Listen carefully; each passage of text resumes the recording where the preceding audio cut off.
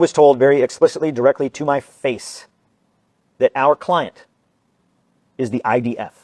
Your client is the IDF. Our client is the IDF. And this came out in a discussion once where I was in the control room. I was on I was on control room duty that day. We had shifted responsibilities on a rotation base. So I was in there that day with the radio observing site number 2 distribution. A Palestinian man had picked up some children to let them step on his shoulders to get onto a berm because they were being crushed in the crowd. Site 2 is very small, smallest of all 4 sites. And these children are being crushed, and he picked them up there and put them up on the berm. And the Israeli Defense Forces liaison officer in the main control center with us comes up to the screen that I'm watching, and he says, "Tell your men to get them down." I was like, "We got this under control." I was like, "I know they know what they're doing. No, they're children. Let's calm down. Mm-hmm. Get them down now, or I will." Well, there's no IDF on the site. So I didn't take it as much of much more than just being, bombastic and okay, hey, we got this.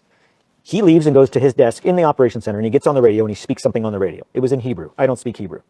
One of the contractors that was there was American that did speak Hebrew, and he notifies me. He said, "Hey, he just told the snipers at the IDF position, because the site number 2 is co-located with an Israeli base."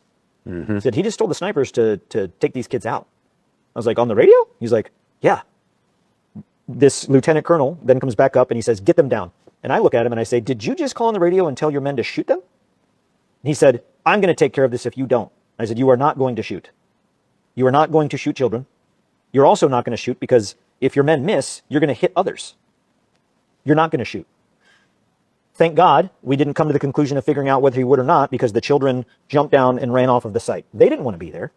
They were unarmed. They didn't have shoes. One wasn't even wearing a shirt. They were starving.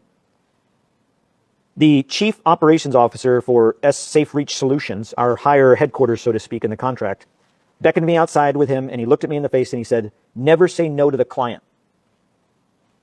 And I asked him, I was like, "I didn't know the client was in there. Who's here? Did Johnny Moore come to visit?" Right. And he said, "No, the IDF." I was like, "The IDF are our client?" He said, "Yes, we work for them." A light bulb went off in my head.